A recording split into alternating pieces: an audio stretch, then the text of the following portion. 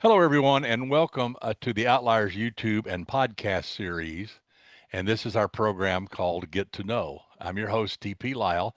My normal partner in crime, Kathleen Antrim, is not with me today because she's traveling somewhere. At least that's the rumor. She may be purse shopping for all I know. But today we have one of Kathy and I's very dear longtime friends, Allison Brennan. And Allison is, most of you know, I don't have to tell you, is a New York Times best-selling author who's more or less a slacker. She only writes 3 books a year, for Christ's sakes. She's got about a gazillion in publication now, and has more and more and more in the landing pattern coming out over the next few months. So, Allison, as always, welcome. Well, thank you. I love coming to chat with you and, jealous that Kathy is out per shopping, but Yeah, yeah, yeah. we all do what we have to do, right? Actually, she's flying to Scottsdale.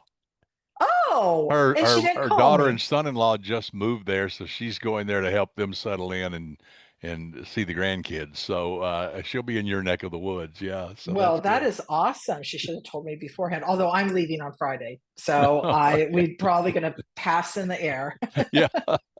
Well, you've obviously written a lot of series that have to do with crime fiction and some of it darker than others, and the Lucy Kincaid series, and you just had a lot of different series. But now you've moved into something a little different. And you with your wonderful, wonderful, wonderful new book, Beach Reads and Deadly Deeds, you moved over into romantic suspense, but it's also comedic romantic suspense. Why? And tell me how that transition took place and what instigated it. It is a little different. So, and I don't have a book to show because I'm at my daughter's house. My Well, husband and I I are do. watching my grandson. So I was gonna like to find it on my phone. But one of the so basically I was asked to write a romantic mystery. And the idea was brought up to me saying, "Hey, would you be interested in doing this?" And I said, well, yeah, I think I would be. This sounds like fun. My first 12 books were romantic suspense. And so I'm used to having that kind of back and forth between a male and a female, the hero and the heroine, and they, solve a crime and fall in love. But my romantic suspense were already very dark. They're very dark romantic suspense. With the heroines always had like baggage. They had trauma. They had conflicted relationships. They had all these things going on. So to be able to write what I call a romantic mystery, because I feel it's a little lighter, um, I had an amateur sleuth, not somebody in law enforcement, not somebody with a background in, solving crimes, no PI, no forensic psychiatrist, nothing like that. And I just kind of ran with it. And I said, you know what, this will be fun. I think I would, and I do really enjoy some of the lighter mysteries. Like I love El Casamono's Finley Donovan series. I love Lucy Score's Yes. Riley Thorne series. There's all these kind of, I don't want to call them fluffy because they're not fluffy. They No, no. deal with crimes and stuff, but they do it in a fun way.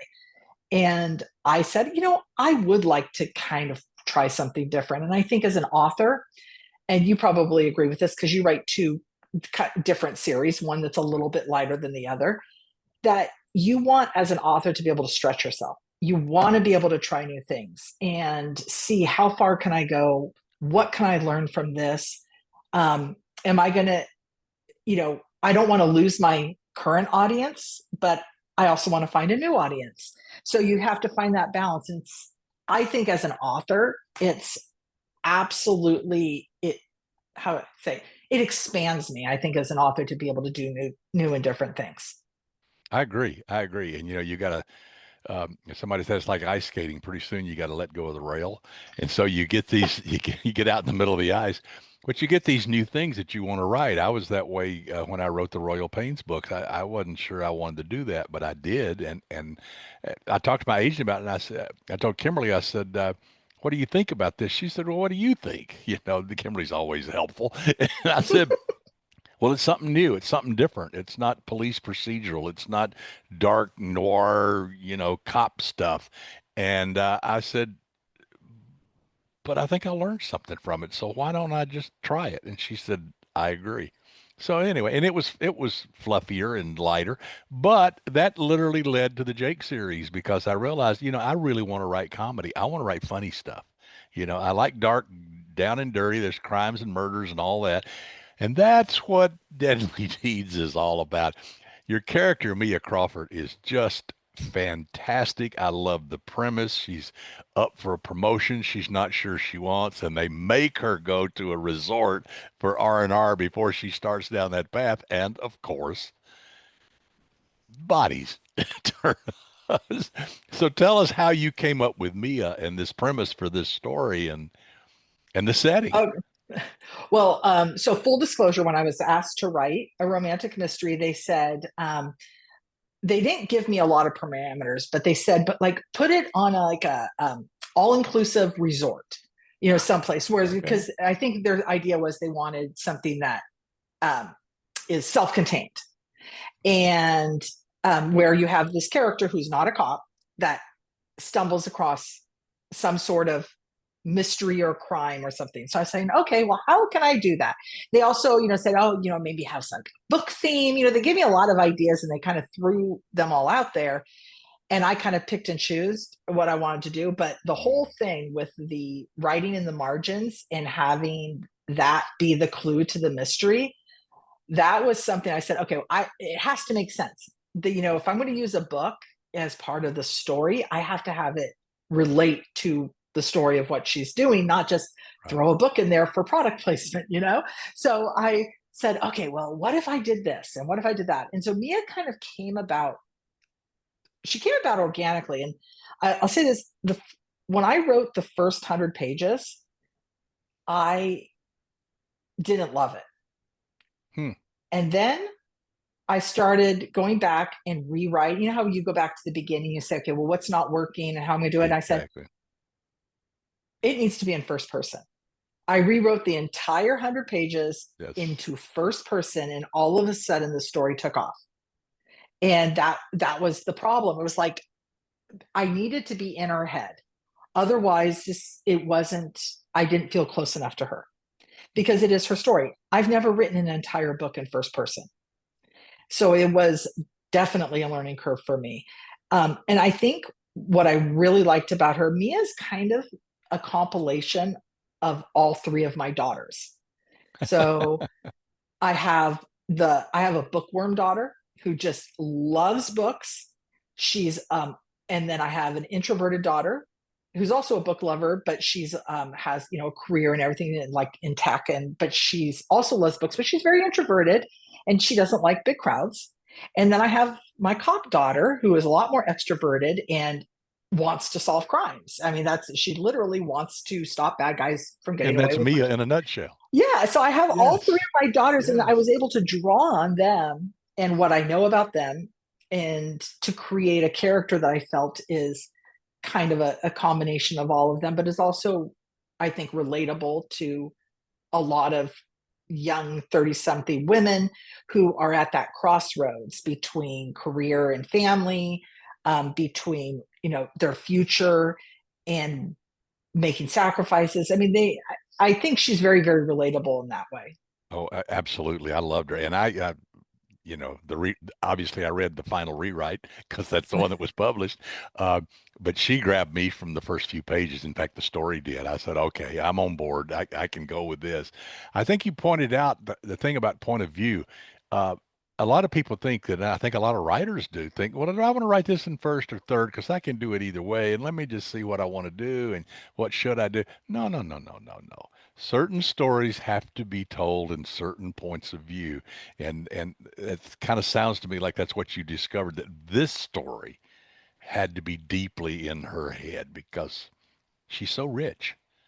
Yeah. Yeah, that's exactly what it was, a discovery process for me. And when I Yeah. made that realization, it was like, the weight was lifted off. And I said, oh my gosh, I can actually write this. I was worried for a while that I wasn't going to be able to pull it off. And I was writing it on spec. So I hadn't sold it yet. And I was writing it on spec, and I'm like going, I'm not going to be able to pull this off. But once I put her in first person, it's like going, okay, that was it. And I think this is my 49th book that all my other books I've written in third person. And I Mm-hmm. loved going, like in my Quinn and Costa series, I love going back and forth between the characters so that I can, they're all doing different things to solve a crime.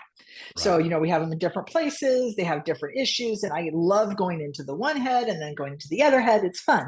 But this book did not call for it. This book called for just Mia's point of view. And I felt if readers didn't know how she was thinking and why she was thinking what she was thinking, it wouldn't have been as interesting or engaging. And then they might have also not understood why she did what she did. Right. I agree. I think it worked perfectly. And she was like a fish out of water. She was in a place she didn't want to go and wasn't comfortable. And like you said, she would rather sit and read a book than interact with anyone. And yet didn't work out that way. Which I thought it was interesting that you said that they gave you these parameters, and that's kind of interesting because I like that in a way that they kind of sparked your imagination by giving you, we want this, we want this. I like short story anthologies when I get invited to write a story for an anthology. It's because it has a theme Mm-hmm. and they give you something and immediately you start thinking, okay, what can I do along that theme? And boy, it opens doors to your imagination when you do that. Where it left to your own devices, you're going to stare at the paint on the wall for an hour saying, what should I write about?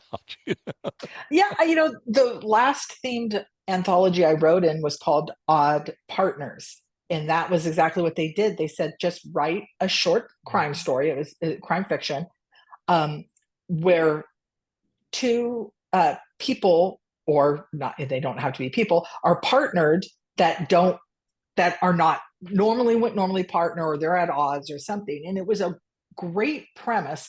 And my partnership was a teenage thief and a dog that she finds, who Mhm. is whose owner was murdered, and the dog is now escaped and was wandering around. She finds this dog, and then she realizes where he came from, and then she solves the crime of Yeah. and ends up keeping the dog. It's like, I'm not Yeah. giving anything away. It's Yeah. only 5,000 word story, but I love that because, okay, odd partners, what would make an odd partner?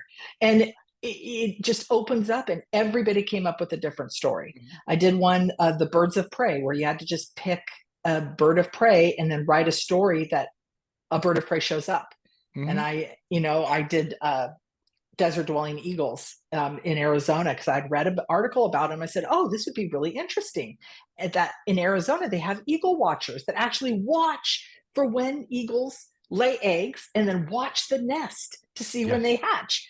And they do this for 6 months. And usually they're grad students that, Mhm. that do it, but they live out in the middle of nowhere and watch these nests and to track when the eaglets are born and when Mhm. they leave their nest. I said, wow, if you're in the middle of nowhere, what lots of bad things can happen. Lots of So bad things can happen. And there's no lifeline. Yeah. Yeah. Yeah. so it was fun, so I do like that. And I liked having like, okay, well, write something about amateur sleuth that goes on to an Mhm. all-inclusive resort. Mhm. Okay, I could Yeah. do that. And then create this character, she just blossomed. And same thing with all the secondary characters. They just flowed from the story. Who's Yes. she Yes. meeting? Right. How does, you know, how does she relate to them or not relate to them? And it ended up being so much fun. And secondary characters are just so much fun because you got so much freedom with you. You're not locked into them for life. You're locked into them for a moment, and that's what makes it fun. But I like the idea. When you're talking about short stories, I got one coming in the Boucher Khan anthology about New Orleans. Well, yeah, it's a pretty target-rich environment. Mm-hmm. Anything can happen in New Orleans. And I got one coming in, a thing that Michael Bracken and Stacy Woodson put together, and it's called Getting Your Kicks. And the stories have to be along Route 66. Well, one of my early series, Samantha Cody, is set in an imaginary town along old Route 66. It's kind of a dying town that's hanging on, and she's a cop there. And I thought, well, I'll bring Sam back. And so I come up with a story there, and then I got one that I'm working on right now for Reeves Wortham. It's called Rough Country. It has to take place in Texas. So I have one about a service station cafe in West Texas on a nondescript highway, and bad things happen, because it's a rough country. But again, it was the idea that sparked the idea. And I like that. You're not staring at a blank page. Yep. And because I think because you write a series and I write a series, and when you have a series character, um, you're always going to have ideas for them because you're thinking, okay, I Right. have my character. Yeah, you live with And them. you, Yeah. yeah, and you already know, what do they do for a living? What are they involved? What is Right. their backstory? So coming up with the idea is not that difficult. You're just like, okay, where I'm going to take them next? How am I going to challenge them where they haven't been challenged before? Hmm. That's what you're thinking. But when you have, like you said, it's either the first book in a series or it's the blank page. You're like, oh my Right. gosh, where do I even begin? Yes. Yeah. I got 1,000 ideas, but they're not glued together. It's like birds in a cage. They're going crazy. Well, are you going to do more of this? Or are we going to see me more or books like this from you? This comedic, more. I would like to write more like this, but as you know, this is a business, and I would Yes. imagine that they are going to wait to see how this book does, and if it does well, they're going to say, "Yeah, we want another one," Yeah. and I'll say, "Okay." I actually do have an idea, just a little teeny spark of an idea, kind of along the same premise, kind of the fish out of water thing, uh, but I don't know if they would even like it. Um, so it just basically is, if this Sure. book does well, I will do another one. I'm not giving up my other series because, No. excuse me, one of the things I learned very early in my career is that when you as a writer, your readers expect a certain kind of book. Right. So I'm going to still do the Quinn and Costas. In fact, I have the next Quinn and Costa comes out in January called Make It Out Alive. I saw that. Definitely a lot darker than Beach Reads. I just finished the revisions and I love this book. I mean, Oh, good. it's basically about a deadly escape room, and it's just um, it's set actually in Georgia and Florida. So it was a lot of fun, uh, a lot more violent than, anything in Beach Reads. So I'm going to continue that series as long as they'll let me. But I do want to do different things in between because I Right. think it is fun and it keeps me excited about everything I'm writing and gives I guess it kind of stretches me. Yes, absolutely. And you're always learning. Well, it comes out on the 17th, so it's right around the corner. And everybody go check out my reviews. I wrote a review of it. It's on BookBub and Goodreads, and it'll be on Amazon on the 17th. They won't let you do it till it comes out, but Well, thank you. because I really enjoyed it, I really, really did. And so, where can people find out about you and find your books and all of that? um, Everything about me is on my website, AllisonBrennan.com. I have all my social media links there. All of the book information is there. I actually just had a newly redesigned website that I'm really happy with. I had the same website for basically 15 years and said, Yeah, okay, it's time for a change. Completely different. I love it. yeah, I do too. And so yeah, and people, if you're on Facebook, Instagram, or X, I go there regularly, Right. um, and always respond to my readers. Yeah. And full disclosure, Allison's also a teacher at Outliers Writing University, and she has some classes coming up. Actually, very soon. You got one in September on romantic suspense versus romantic mysteries. Yep. Exactly what we were talking about. And then you, the one I like, you give it in November, says, "How can I write what I know if I've never killed a man?" And I think that's hysterical, and I know it'll be fantastic. And you got a couple more coming next year, and we appreciate it. So this has been great as always. I love talking to you. I will see you at BoucherCon in New Orleans, and everybody who wants to go there and meet Allison and hang out with her, come to BoucherCon because it's going to be a hoot. It's in the Big Easy. Why wouldn't you go? So, Allison, thank you, thank you, thank you. Thank you so much, and I will see you in September. You got it. Well, that concludes this episode of Get to Know here on the Outliers YouTube and podcast series. And as you know, we will be back with more interviews and more fun down the road. So until then, keep reading, keep writing, keep having fun, and try not to get caught.